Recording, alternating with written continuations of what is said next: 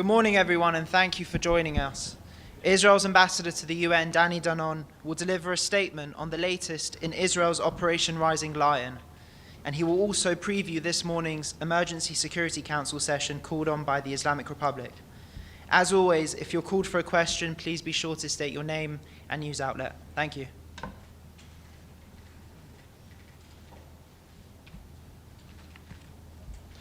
Good morning.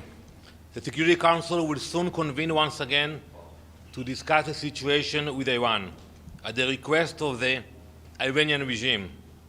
That itself is a spectacular absurdity. The same regime whose supreme leader calls for the extermination of Israel and the United States, whose operatives have plotted assassinations of elected leaders, now send its ambassador to cry victim before the Security Council. This week alone, the ambassador of Iran submitted 5 letters within a week, 5 letters, not to condemn terrorism, not to announce it is dismantling its nuclear program, but to seek sympathy for a regime that funds, arms, and orchestrates terror across the globe. Iran is not under attack. Iran is being stopped. On Wednesday evening, it launched a ballistic missile directly at Soroka Hospital in Beersheba, in the southern part of Israel. It is the largest hospital in the region. Soroka Hospital serves more than 1 million civilians of all backgrounds. This was a war crime, deliberate, indiscriminate, and barbaric. Israel's actions have been precise and compliant with international law. Our targets are military. Our objective is clear: to dismantle the Iranian regime's genocidal capabilities before it is too late. Let there be no misunderstanding. That is not just Israel's fight. This fight is for everyone across the world. Iranian missiles can already reach parts of Europe, and soon they could reach the eastern shores of the US.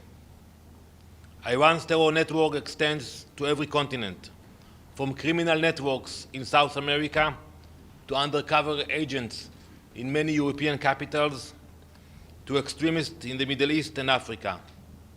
Today, when I walk into the Security Council, I don't expect gratitude from the Security Council, but I will not apologize for protecting our people and for confronting evil when others will not.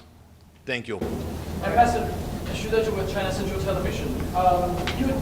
We know that there are diplomatic efforts ongoing in Geneva.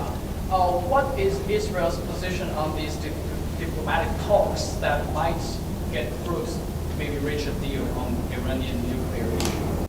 Well, we have seen diplomatic talks for the last few decades, and look at the results. So, if there will be a genuine efforts to dismantle the capabilities of Iran, then that's something we can consider. But it is going to be like another session and debates. That's not going to work. But last few decades, the Prime Minister Netanyahu always said there will be only months, weeks, days away from Iranian getting a nuclear weapon, which is not true. No, so I beg to differ with you. You're going to listen to the IAEA later on today. Once we found out about their intentions and that they are building the capabilities, we decided to act. We decided not to wait for them to be the first one to launch atomic bomb into Israel.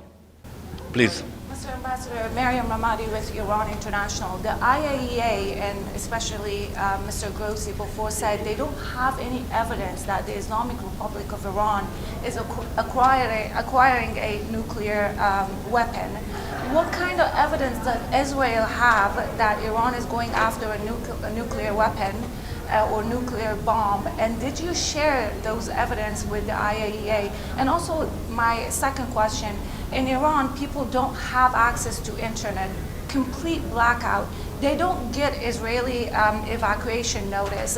And before you gave, the Israeli government and the army gave notice to the people of Iran, but there wasn't enough time for people to evacuate. How do you make sure that people are not in the places that Israel is targeting so you can make sure that civilians don't get killed?